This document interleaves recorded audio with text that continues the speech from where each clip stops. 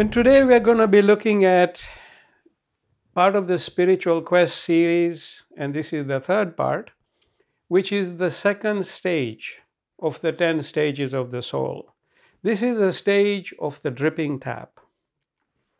Now, as we have discussed in parts 1 and 2 of this series, there are 10 stages of ascension of our soul during the course of its journey, from start to finish, from start to fulfillment to completion. And each stage of this ascension is of an increasingly enlightened level. Now, last class we covered the marketplace, which Tosin beautifully summarized, but this stage represents our material world, a world of endless events and activity. The marketplace is a super busy place, and it's a super busy state of being where our minds and emotions race in so many directions, often well out of our control. We all know that. However, as we talked about last time, and we will talk more today, the marketplace offers us a great opportunity for material and spiritual growth. And hence we need to learn how to harness these opportunities as best as we can. Now, last class I went into a great deal of depth on the marketplace, and hopefully we will be able to release the video of that class this coming week. And so therefore I won't expand further because I think you were all there, and to refresh when you hear the video, you'll be completely refreshed, memory-wise. But today we're going to focus on the second stage, which is the one stage above the marketplace. And this is the stage of the dripping tap. Now, when I experienced this stage, and just to quickly encapsulate, when I was describing the 10 stages, I was walking down this old cobblestone street, an Arabian street, it looked like. And then I reached this old building facade, and there's a door. And on the door, there are cobwebs. And I push the door, and as I look, I see a dark staircase. And immediately my first thought is turn around and run. But something pushes me in.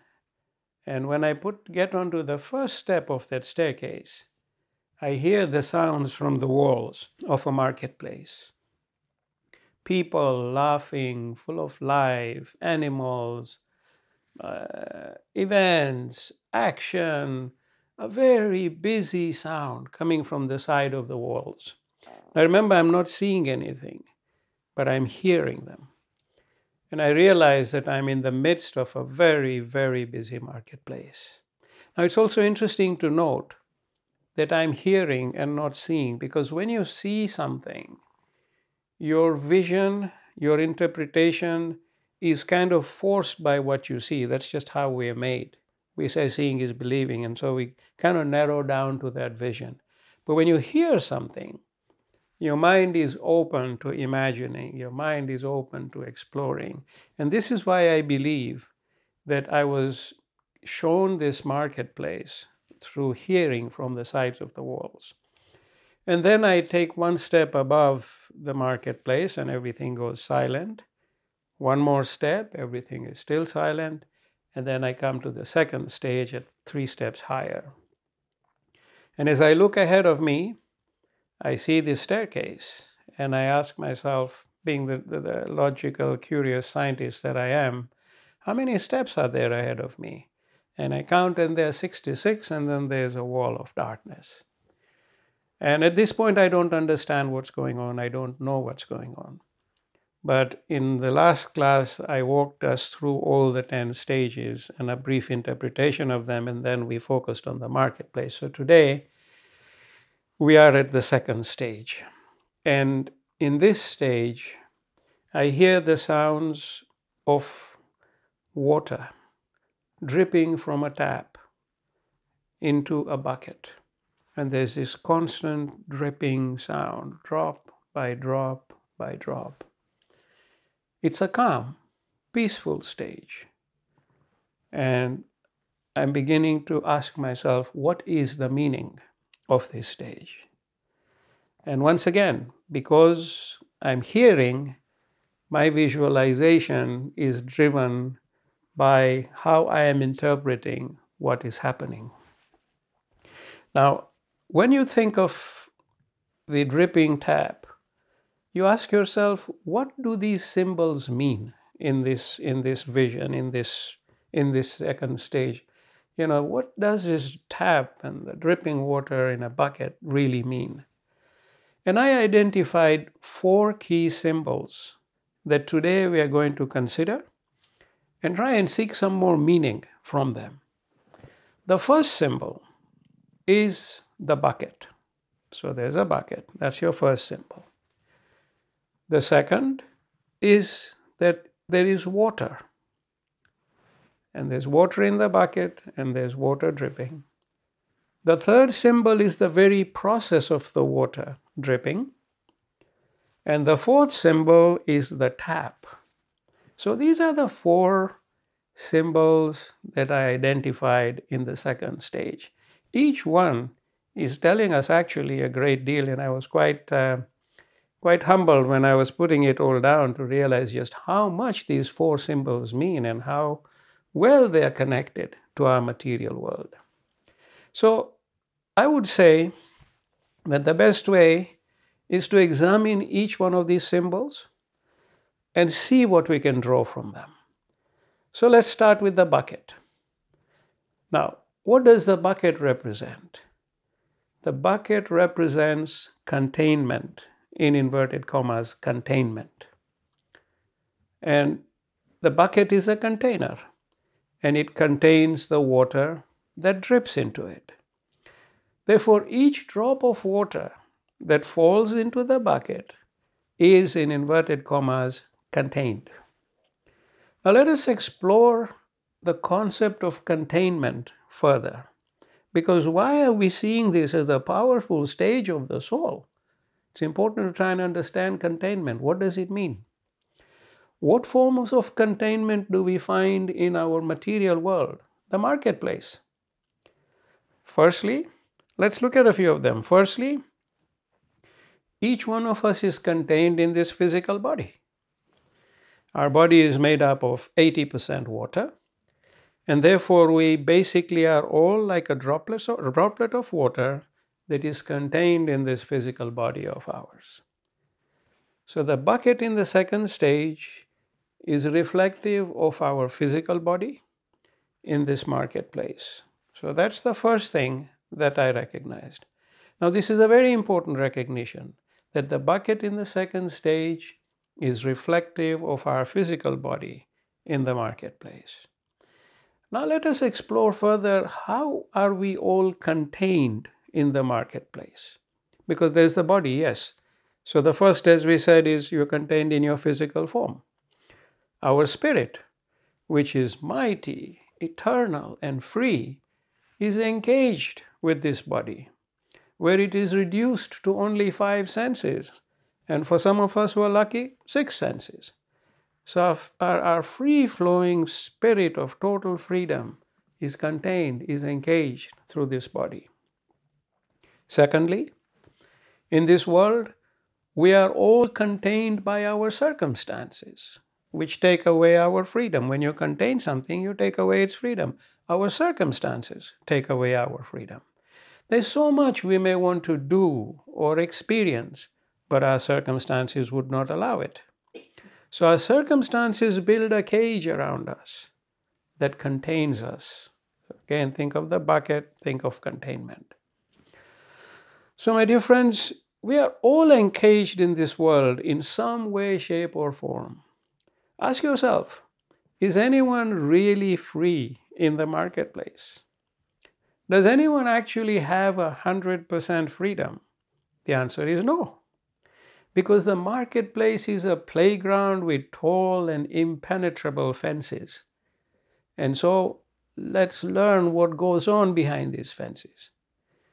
The third form of containment in our material world, and the biggest restriction, is time. There's so much we all want to do, places we want to be, people we want to be with, but we have no time. And time is racing faster and faster each day, making it shorter and shorter in supply.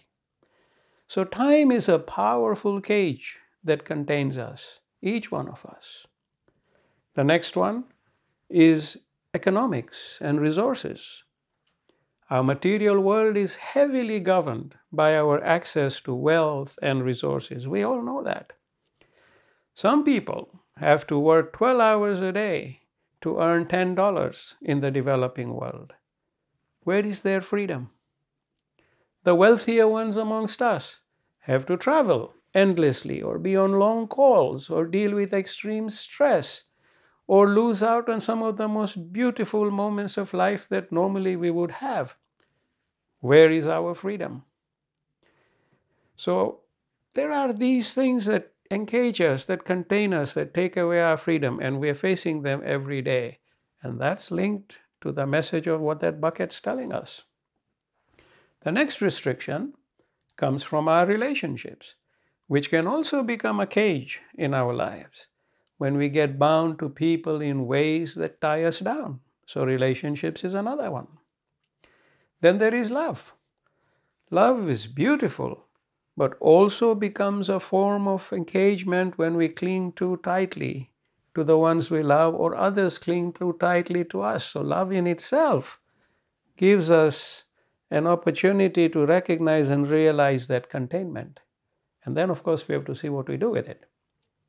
So next, we have geography, physically limiting where we are and where we can be. So there is geography that also contains us. This too is a form of containment. Then here's a big one, our health. Those of us who are not healthy can be severely engaged by our illnesses. Our health issues can also engage our loved ones upon whom we become dependent. Another one is oppression. There are so many forms of oppression that can mentally and physically place us in captivity. My dear friends, whether in times of war or peace, none of us is really free. And it doesn't matter on which side of the fence you are. And I can continue with a long list of aspects of our material world that contain and engage us. But I think based on some of these brief examples we have touched upon, we can all understand the symbol of the bucket, which is containment. Therefore, the second stage is closely reflected in our marketplace because that bucket, that containment exists all around us in our marketplace. And it's telling us something. It is a powerful symbol that speaks loudly to us. Very often I revisit the second stage when I'm in contemplation, and I think of the soul which has infinite capabilities and no boundaries. In the marketplace, as we discuss, this ever-powerful soul is engaged with this body with 5 senses and 6 for the more aware. When I was writing my first book, Reflections from the Origin, I was inspired with an experience of this incredible limitation that my soul was placed under. And I was writing about the process of death. And I was actually experiencing my own departure. And I started off that chapter by saying death is a continuation of that which was interrupted by birth. Death is a continuation of that which was interrupted by birth. And what was happening in that vision? There I was lying down. I was not well. My family, my loved ones were with me. And I began to transition. I could see my daughter, with me. I began to transition. And one by one, my senses began to shut down. Finally, the hearing was gone. And the next thing was I was transformed into a stage of total clarity. I had gone from 6 senses to 99 senses. Complete clarity. I didn't even realize that I had passed on. I had just gone from being at that limited state to the unlimited state. I could see through the eyes of my daughter. I could feel what she was feeling. I had become one with her, like someone just asked the question before today's class. But I realized that while I was in this physical form, I was extremely limited. And the experience of death showed me clearly that my greatest limiting force was my material mind. That was my greatest limiting force. And when I transitioned out of it and left it behind, I was complete. I was that soul that was free, mighty, could go anywhere, do anything, knows everything. So when we come back to the second stage, the material mind in the symbol of the bucket, that is also a second dimension of the bucket. You've got the physical body, and then you've got the material mind. So the second stage is showing us both. And just like we are a droplet of water engaged in the physical body, our mind is also a powerful form of engagement. So the bucket, if I would summarize, I would say is a symbol of physical and mental containment. And when we are in this world, we are contained physically and mentally as we go through life. So let's move forward and think a bit more about it. Remember, our circumstances, time, health, relationships, love, geography, economics, resources, and all of the restrictions that I have just mentioned all fall within these two categories, the physical body and mind. That's what the bucket is revealing to us in stage 2. And what should you be doing in the material world to get to the second stage? How do you use that concept of the bucket? The bucket also tells us that in the marketplace, freedom is an illusion. It's a complete illusion. But in the spiritual journey, freedom is a goal that absolutely can and must be achieved. Such a contrast, being from freedom from being an illusion in the material plane to actually being the goal in the spiritual plane. And our spiritual goal is to attain ultimate freedom, which is realized when we fully merge with the light of our Creator at the 10th stage. Therefore, those of us who are on our way to the second stage are at a point where we can work with the bucket and learn how to flow out of it as we rise higher. So my dear friends, think of the bucket as your body and mind, most powerful sources of engagement. Now let us consider the question. What is happening in the bucket in the second stage that is not happening in the marketplace? What's the difference? Why are we seeing it? So let us explore this question further. Look at what is happening with the water in the second stage. It is dripping very steadily, drop by drop. Nothing else is happening in the bucket at the second stage, just the steady and focused dripping of the water. By contrast, in the marketplace, our physical body and mind are racing through thousands of events. We are all over the place. Our mind is all over the place. But in the second stage, our mind is not all over the place. The bucket is standing still. The bucket is standing still. And the droplets are falling in it with focus and precision. So remember, stillness, focus, and precision. That's what the second stage is telling us. The second stage shows you that your mind and body have reached that state of sharpened focus. There are no thousands of events anymore, just one event, which is the dripping water. The bucket is standing still, not racing around like your body and mind. So I believe that those people, those of us who have achieved stillness and focus in the marketplace are at the second stage or even higher, much higher. And I believe that we as a group have put a great deal of attention over the last 2 years learning meditation on being still, going into complete stillness, complete silence, achieving pure focus. So through the work we have been doing together, I'm sure most of us have gone beyond the marketplace. And each one of us, each soul will know where you are. Now let us think deeper by asking a few more questions. Why water? Water is the most intelligent element on this planet. Water is the essence of life. It carries the intelligence and energy of life. Imagine a seed that has been lying dormant underground for 500 years, and then that one droplet of water touches it and it bursts to life. Because water, the essence of life, has the power and the capacity to carry life, to convey life. So it has a deeply spiritual dimension, water. And you are seeing that in the second stage. It is dripping. Even in the scriptures, when it is said that the Creator created the human being, we were formed out of clay, according to the scriptures. But to form anything out of clay, you need clay and water.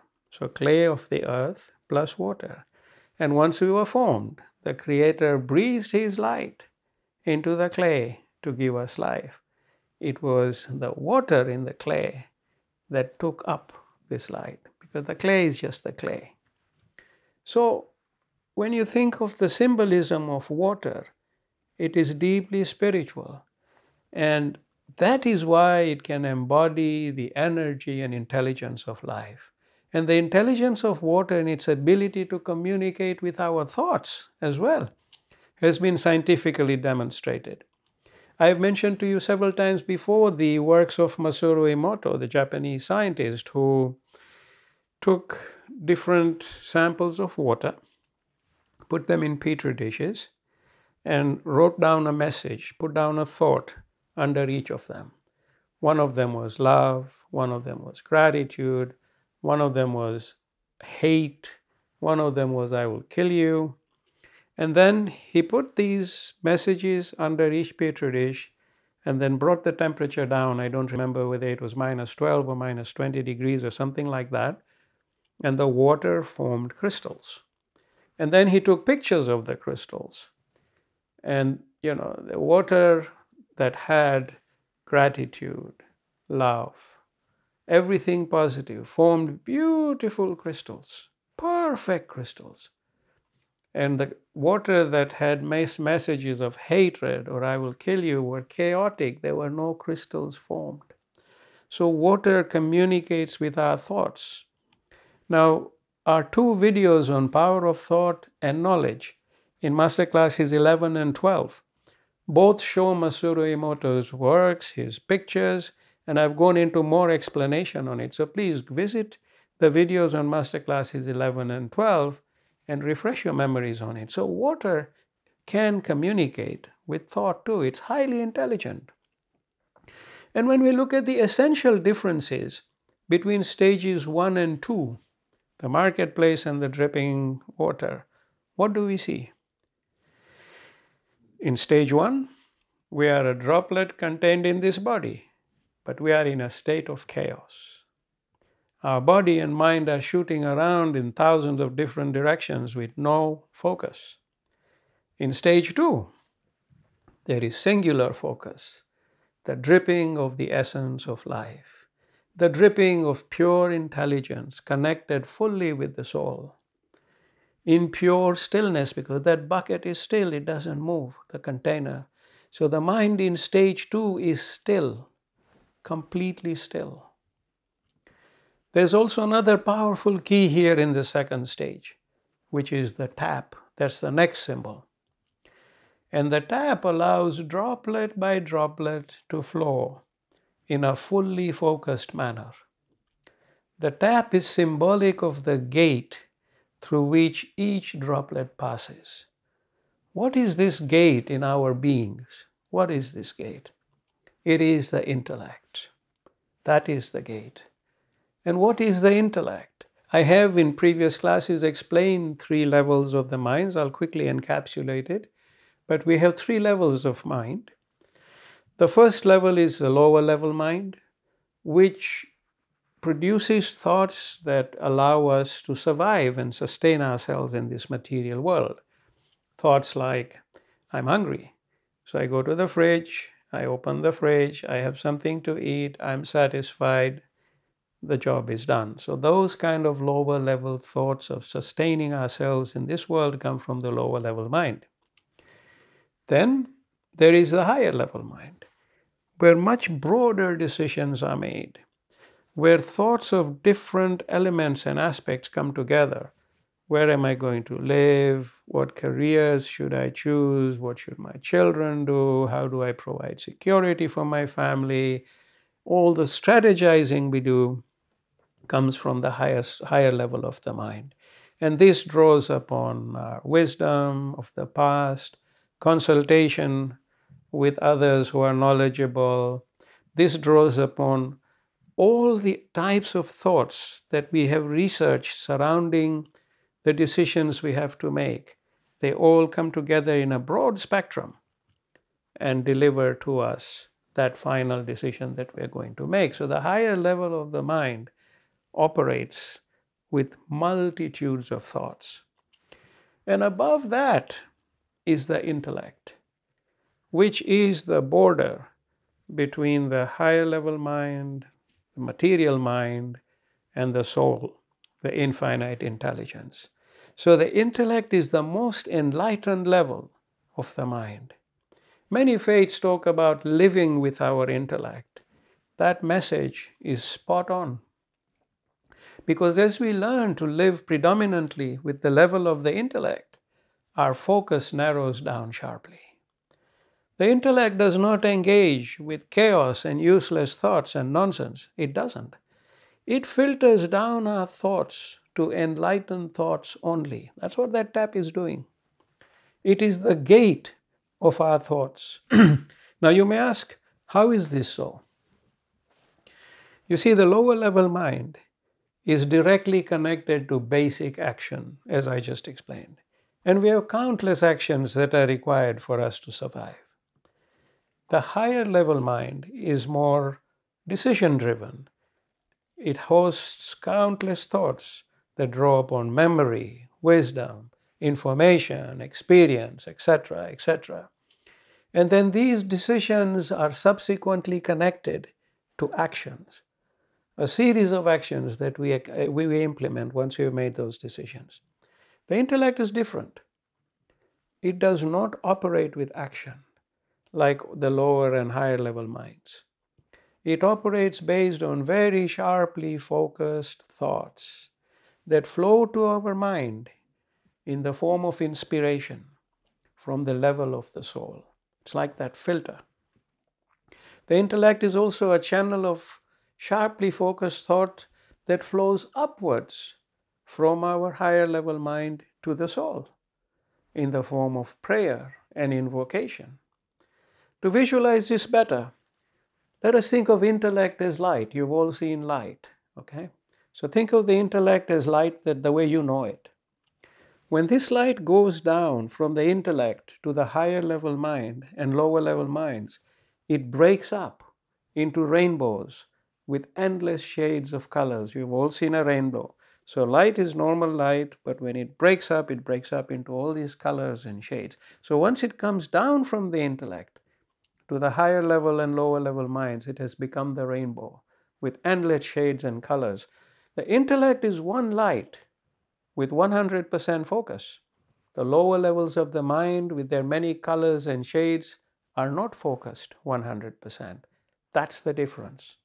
So the tap in the second stage is the intellect that sharpens our mind to singular focus. And this is an enlightened focus. Now let us consider some of the opportunities for focus creation that we have at our disposal in our material world. We have lots of opportunities because if we understand these opportunities, it can help us harness the marketplace to rise up to the second stage. So let us look at the practical focus options that we are gifted with in the marketplace. and evidence of their power as well. Firstly, whenever we need to learn anything in our material world, we need to focus our thoughts to draw in the lesson that we are trying to bring to our mind. For example, a student who is learning a subject at university, let's say it's chemistry, he or she needs to focus on the concept of chemistry and not physics, literature, social media, dating, etc., at that moment of learning. So he or she sharpens their focus, and that's how learning occurs. Our material world offers us the opportunity to sharpen our focus and learn all the time, not just at school. How many of us really use these opportunities to exercise focus development? Think about it. In the marketplace, it's like we are in a gymnasium with the best equipment in the universe for focus development, because learning only occurs via focus. Yet we don't use this equipment the way we should. We don't even realize that one of the key roles of the marketplace is to teach us to focus our thoughts and thus refine ourselves towards the higher levels of our being, from the intellect and beyond.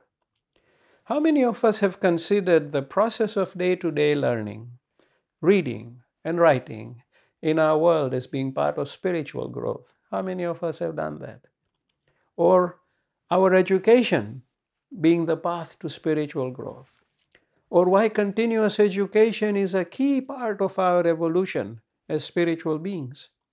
Because the focus we develop in the process, the focus that makes us like the dripping water in the second stage, comes from learning, reading, writing, education, continuous education. Even the scriptures command humanity to learn, to read and write. This is exactly why, my dear friends, there is a much bigger spiritual picture facing us in our material world every day. And remember that there is a perfect reason behind everything, every process of living in our material world. And these processes, if captured, can take us much higher in our spiritual growth. They're happening before us. We are participating in it.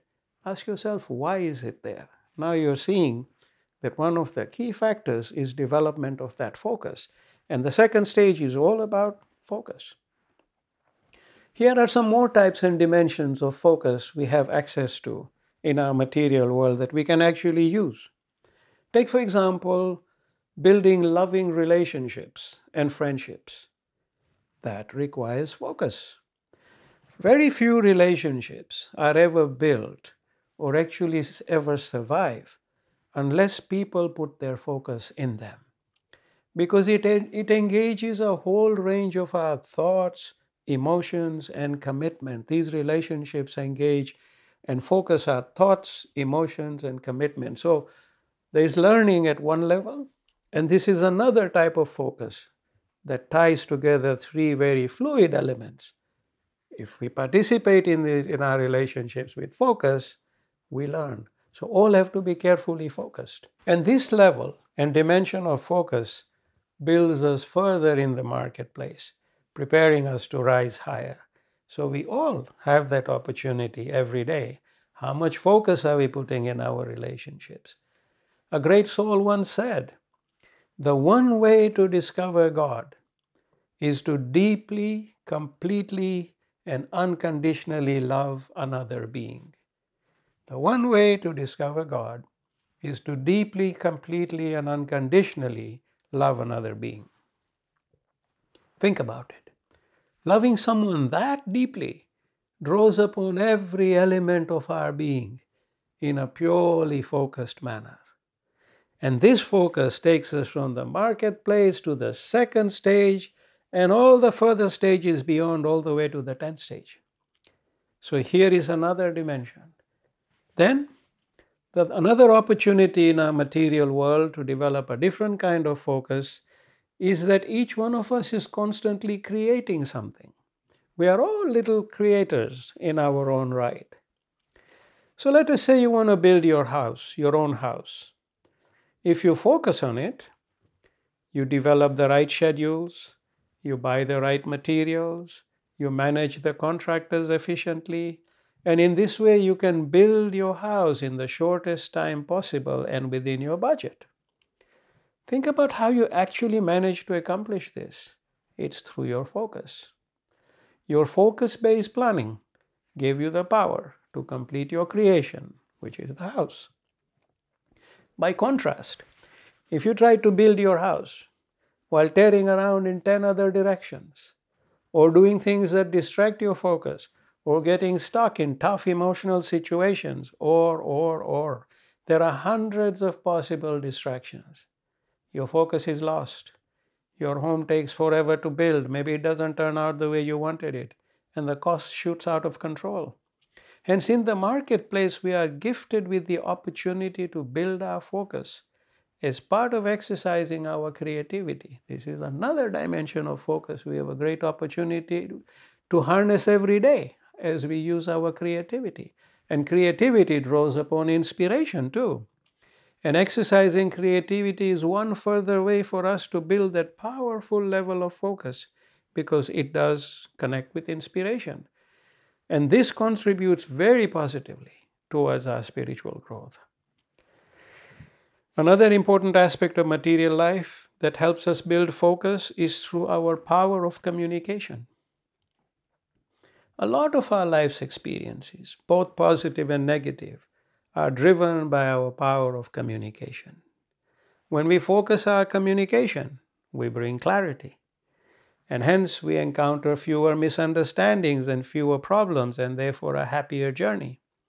So the whole process of communication and awareness in our material world demands focus. And this focus helps elevate us spiritually too. In this regard, one excellent practical way to remain connected fully in the present, with full awareness and total clarity of communication, is through compartmentalization. And I learned about compartmentalization when I was in South Africa. And I had given a lecture, and at the end of the lecture, this young lady came to see me, and she wanted to share her experience. And she told me the story of her son. And I've shared this with you before. And her son had passed away from leukemia. And she was very, very heartbroken. And she told me that when her son was little, he used to come to her running and give her the best of hugs. He was extremely loving towards her. Give her the best of hugs. He was always so excited to be with her. And she said, me, with hugging this beautiful child, I was still angry at my mother-in-law for what she did. I was angry at my husband. So here I am hugging this beautiful boy, and my mind is all over the place, and I missed the opportunity. And then when they found out that he had leukemia, he was about 20. She gave up her life, she gave up her work, she gave up everything, and dedicated herself completely to her son. And so she got 6 quality months with him before he passed on. And she said, today when I look back, how I wish that I had built a compartment. Each time he hugged me, that was all that I had in that compartment. I could have taken in his love with such great beauty and warmth. Instead, there was no compartment. Here he was, and I was all over the place. So her example taught me about living in compartments. And in the marketplace, building these compartments is not a luxury. It is an absolute necessity. I was talking to a young man a couple of weeks ago, and he lives in the States, and he was visiting, and he decided to take his family skiing. And he said, Dr. Amyn, skiing is really tough. I mean, I start going down and then I just keep falling. And I said to him, when I started skiing in North America, I used to do black diamond. But if you get onto the ski slope and you put your skis straight and you just try and do everything in one go, you'll either crash, and worse still, you'll break a few bones. But if you dissect that mountain into many smaller mountains by turning corners, it doesn't matter how steep the slope is. Your focus remains firm on maintaining control. And each turn of that ski ride is a compartment in itself. Then, with these compartments, you will enjoy the ride down and you will have done some of the most difficult of slopes. So even when you play your sport, you can compartmentalize. My niece, she was about 12 and I went to watch her play tennis. And I just admired the way she played because she would play the point and lose it, and it didn't bother her at all. Her opponent used to get annoyed and throw the racket around, and she was just cool. And played the next point and played the next point and constantly remaining cool. And when we finished the game, I said to her, I said, how do you manage to stay so calm when you had some really big boo-boos there on the court? And she said, each point is a game in itself. So she made each point a compartment. And she said, when I'm playing that point, that's the only thing that matters. The one I messed up, unimportant. I'm not going to get angry about it, but I'm going to win this point. And then I thought, well, this girl is actually unknowingly converting her game into a series of compartments. And that's what keeps her so cool. She's not worried about winning or losing. She's not worried about some of the pretty big clangers she dropped. She's only focusing on that one point. So that is compartmentalization. Each point for her, which she didn't realize, was a compartment. When we did the shift, the 7th shift meditation on the Everest one day before a base camp, we all went as a group. Many of you are here today with us. And if you remember, I was on crutches. And I had an injury and I hadn't fully recovered. Because we were going to do this meditation, it was more important for me that we make it up there and do the meditation than worry about, my leg. I said I'll work with it slowly as we go. But I remember as we were going up, there were some difficult, very difficult moments. But what helped me the most was not looking high up where I was going. It was simply looking at each step at a time. I even made the climb compartmentalized. Each step was a compartment. I finished that one, great. I entered the next one. That way we made it all the way up, and we had the most fantastic meditation of our lives. But again, compartmentalization is a key aspect of living in this material world. In our material world, this marketplace gives us the opportunity to build focus through compartmentalized living.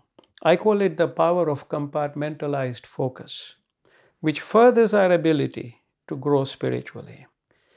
And through this focus, you can actually even slow down time. I remember many years ago, I was visiting Portugal. And I was staying at the hotel, and I think I've shared this with you before. I was staying at the hotel, and somehow some people in town found out I was there, and they all showed up downstairs in the hotel to see if we could do a healing together. People in wheelchairs and all, and we hadn't planned that way. I was just seeing one person. And the guy who was organizing my trip said to me, what are we going to do? I mean, there's almost 40 people here. And I said, look, the fact that they've come means we have to serve them. We have to help them. But he said, you've got to be at the airport, and you don't have more than 2 hours available. You'll never do 40 people in 2 hours, one by one. And I said, well, let's start. Let's try. And we started. And within that 2-hour period, we're done all 40. And then as we were driving to the airport, he said to me, let me ask you a question. He said, I was sitting in that room with you. And each person who came in, you talked to them like they were the only person that you were going to see that day. You didn't rush anybody. You didn't push anybody. You gave them time. You did whatever you needed to do with them. And yet in 2 hours, how did we do 40 treatments or meditations, individual ones? And I said, well, how many minutes do you think there are in an hour? He said, 60. I said, that's where you're wrong. How did we manage that? Each person that walked into a very focused compartment, spiritually focused. They walked in, they were unwell. I did whatever I could to help them. And as they left, the next compartment opened. But that compartmentalization actually stretched time. Time went slow. All 40 compartments fit in a time which, if you try to do it without compartmentalization, you'll never get past even 5 or 10. So compartmentalized living is something we can all do through using power of focus and creating those compartments consciously.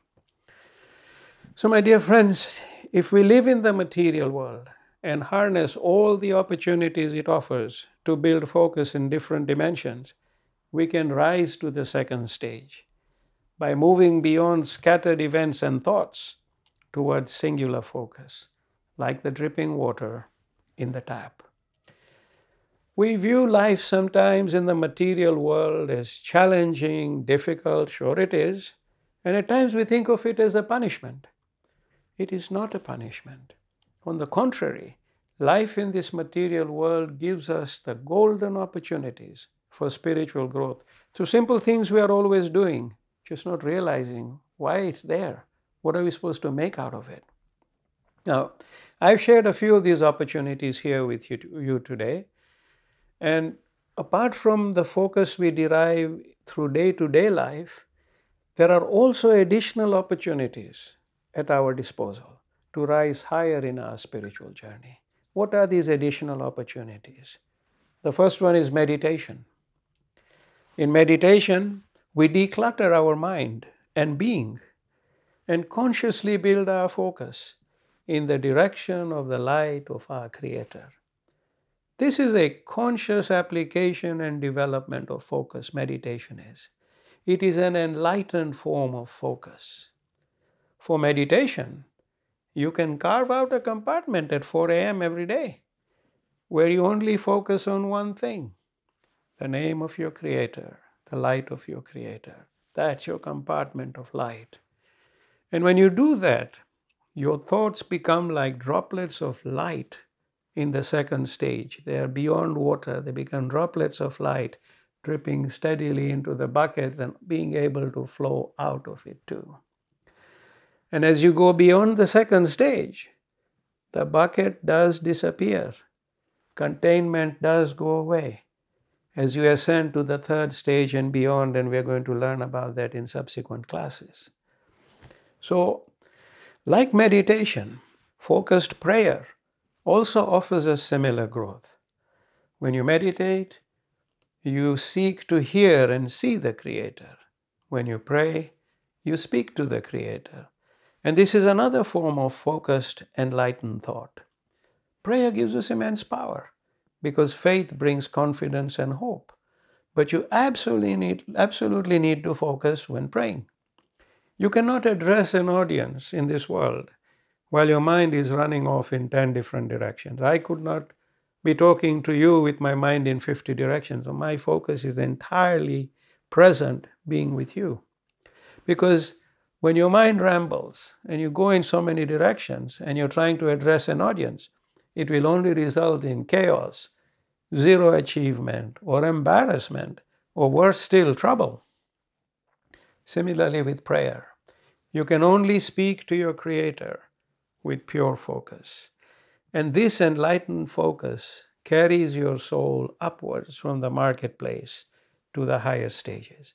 So regular prayer and meditation is great food for the soul to help it rise. Remember, as our focus grows, we begin to live within the intellect. And I've shown you so many ways available in our world to build that focus in different ways. Remember the tap, it represents the intellect.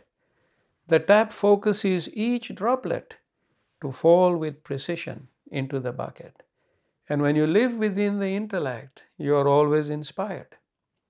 Because inspiration reaches your mind through the gateway of the intellect, through the gateway of the intellect. Living with the intellect also means making enlightened decisions. You consult the higher levels of your being at each crossroad. We all reach crossroads in life. When you reach a crossroad, you can either turn left, right, or go forward. You cannot go backwards. But you have to make a decision all the time. When you make enlightened decision by consulting your higher self, then you are able to flow through life in a more enlightened manner and make the right decisions, because you fertilize your higher level mind where the decision is going to be made by the inspiration you have drawn through your intellect. A couple of years back, we did the meditation of the pearl, where I shared with you how you can practice that meditation of the pearl each time you have to make a major decision. The video is available on YouTube and on our website. Do visit it. And today, if time permits, I don't think it will, but we'll put it on so that we will be able to practice it together at a future class. But please visit that meditation. Listen to the explanation and see how beautifully you can consult your higher self with great simplicity through the meditation of the pearl. So this is another way to move up to stage 2 and beyond. So, my dear friends, life in the marketplace will bring us ever increasing options, especially today, where information travels at the speed of light. Don't get swept away by it and bounce around like an accidental object from event to event and option to option. Narrow down your options smartly and use your inspiration and consultation with the higher self to select the best options and place them in the right compartments. Think of these compartments as you do your diary or calendar schedule. If you did not put each meeting in its right place on the calendar, nothing would work. You also can't fit everyone and everything in your diary, can you? You simply would collapse. So treat life's options the same way. Focus, narrow down, and compartmentalize. That's what we have to learn in the marketplace. Now you may ask, what role does ethics play in the marketplace? As we seek to make the most of the opportunities for spiritual growth, what role does ethics play? I would say that ethics plays a key role in our life's journey. Why?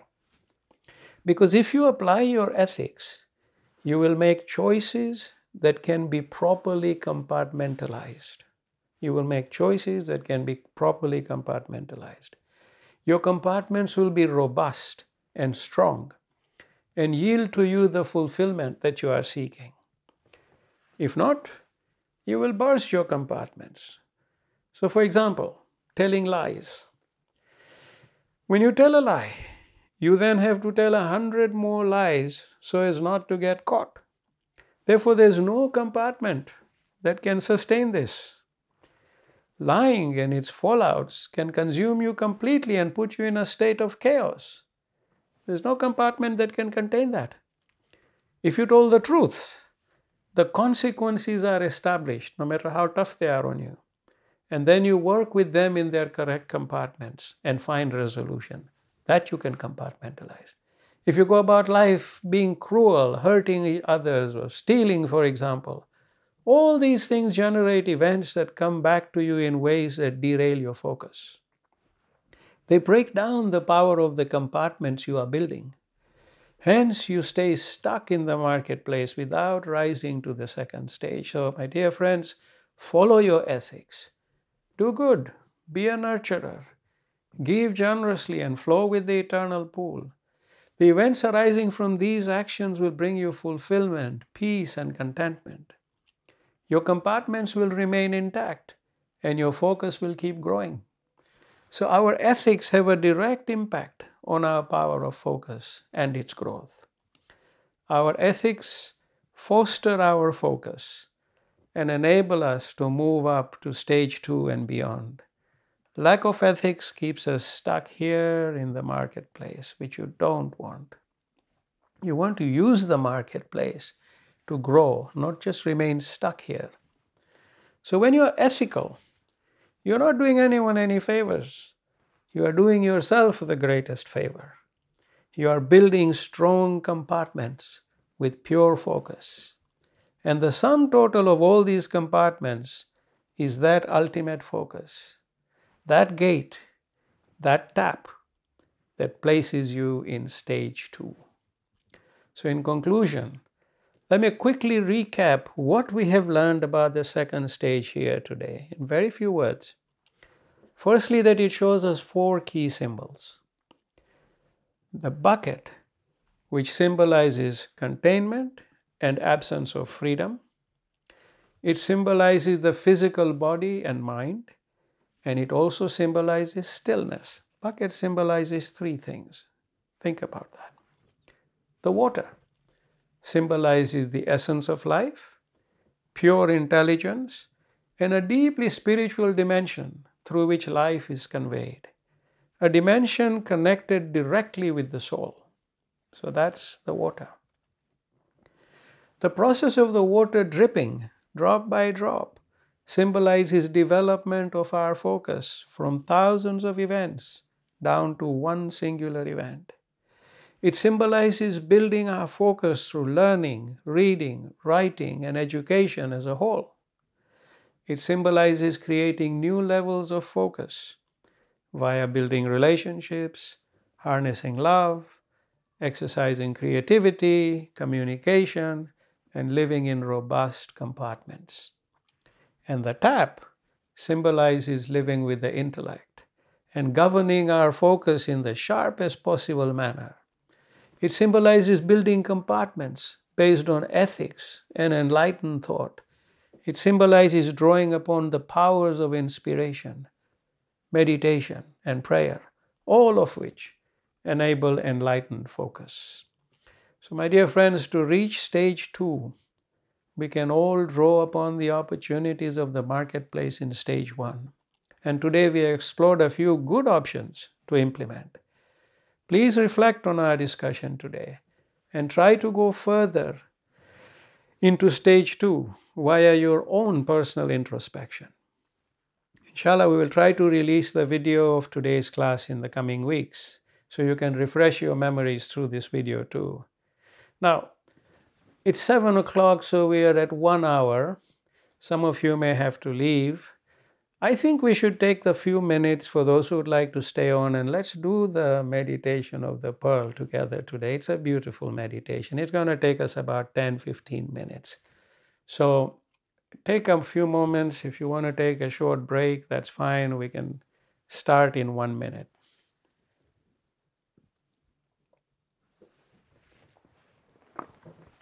I was hoping to fit everything in the 60 minutes, but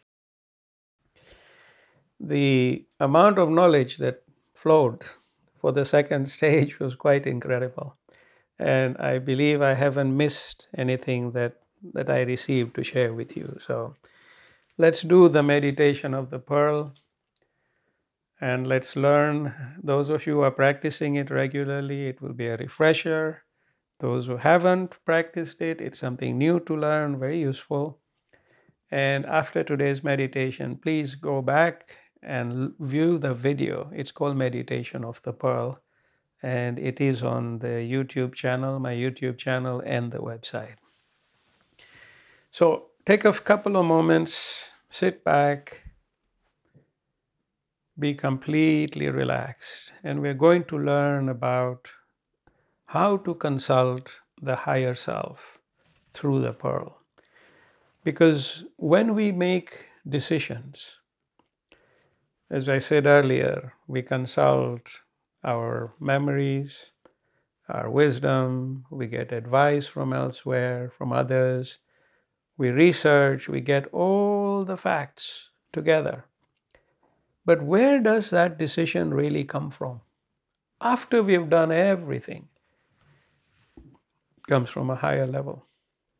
And now let us learn how we use that consultation with the higher level. So with each decision, do everything that wisdom dictates in terms of research and everything. Don't just go keep blindly going to the pearl. Do your homework, do your thinking, do your planning, do everything, including your strategizing. Then right in the end, go to the pearl and see what inspiration comes to you from your higher self. And let's sit back, relax, and breathe freely.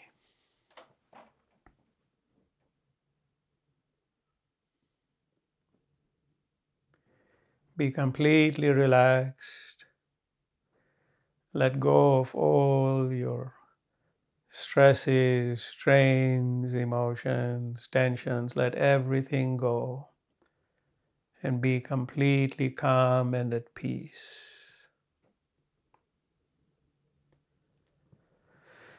Breathe freely.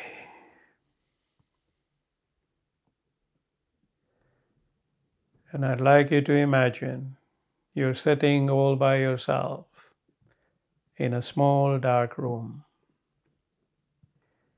You're sitting all by yourself in a small dark room.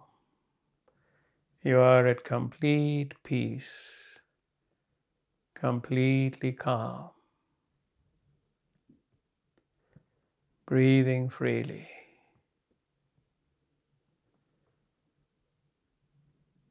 Take a moment and get used to this little room.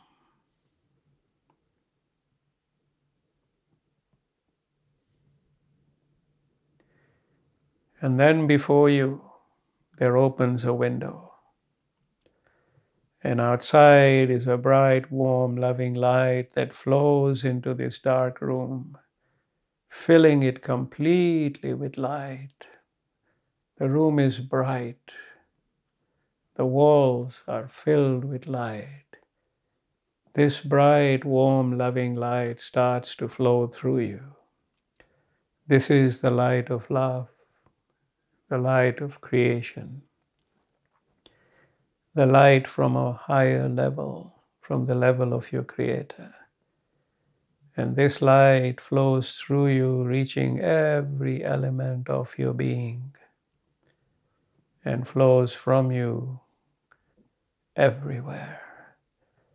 And as this light flows through you, you repeat the word light, light, light. Keep repeating this word as your being is filled with light.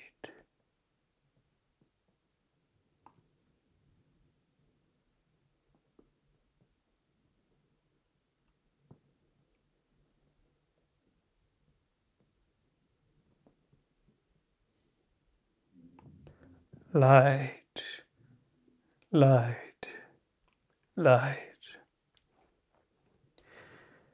And then from the light there appears a pearl, a beautiful little white shining pearl that flows from the light and comes towards you.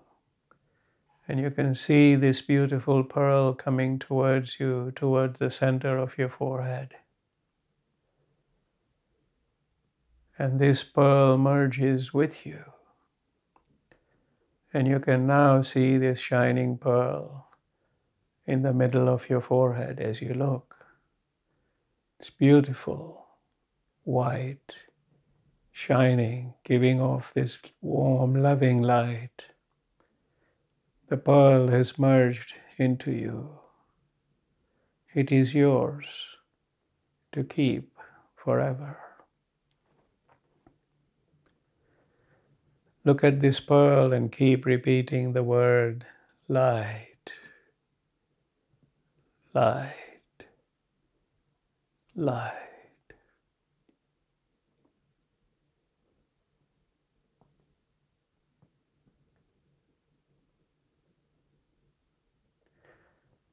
And whenever you have a decision to make, You do all your studying, your pros, your cons, your strategizing, your research, getting advice, tapping into your wisdom. Do the whole process. And when it's time to make the final decision, look at the pearl, for it will be with you forever. When you close your eyes and look at the pearl, and you repeat light, light, light. And then you can place the question to the pearl, what should my decision be? What should my decision be? Guide me by inspiration. Guide me. Guide me. Guide me.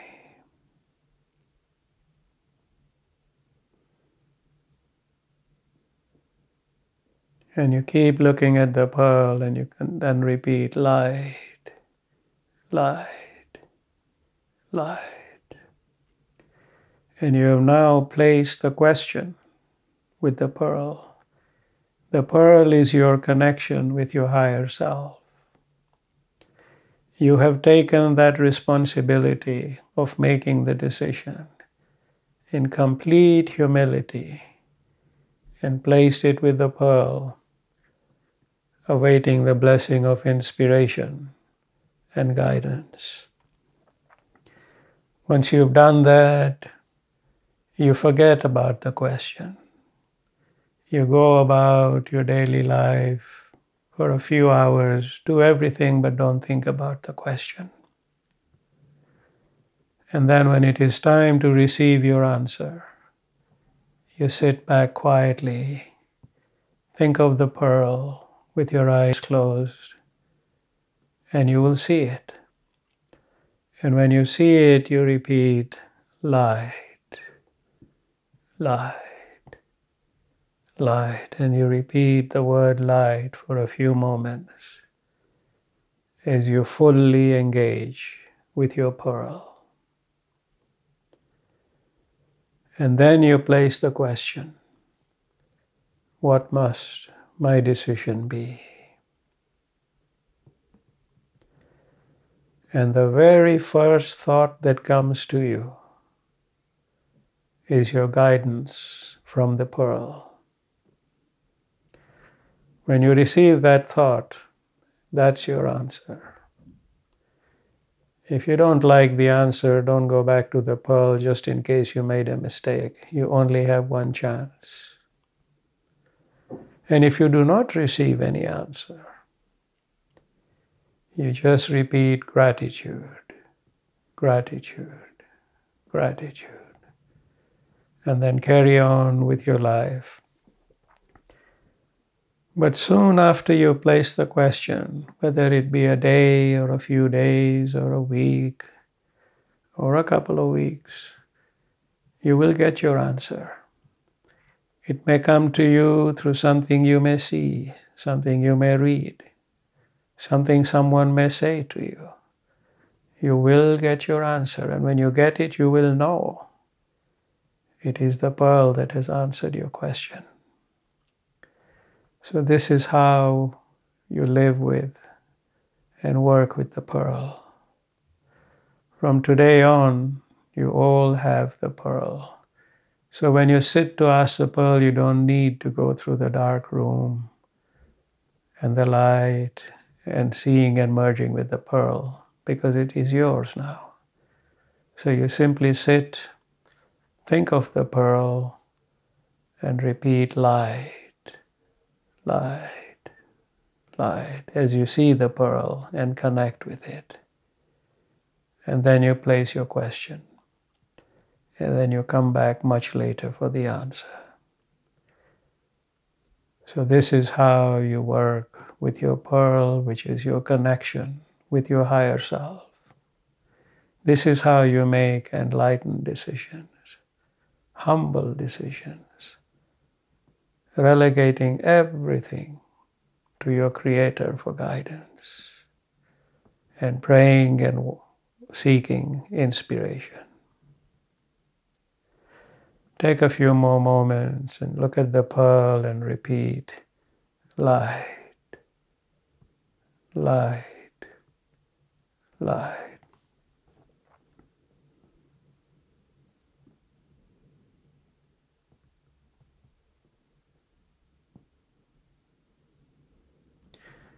And in the presence of the light, let us conclude by offering our deepest gratitude, gratitude, gratitude.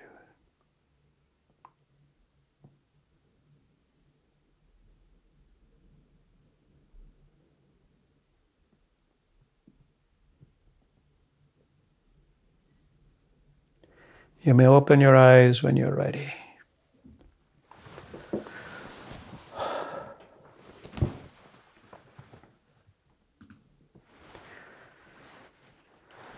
So, my dear friends, that was the meditation of the pearl. It took us a little over 10 minutes.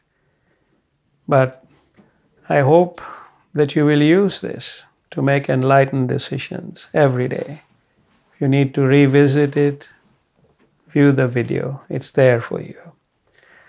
And I'd like to conclude by thanking you all for being here today, bringing your light, bringing your love, bringing your positive energy to today's session. And I pray that you may all be blessed with peace, happiness, and immense spiritual growth as you now start to draw upon the gifts of this material world to build that focus that will take you higher and higher and higher, all the way to the ultimate 10th stage, where if you are graced by the light, I pray that that be your ultimate blessing. So I pray that the light of our Creator be with you always, to help you, guide you, protect you, and love you. Stay blessed always.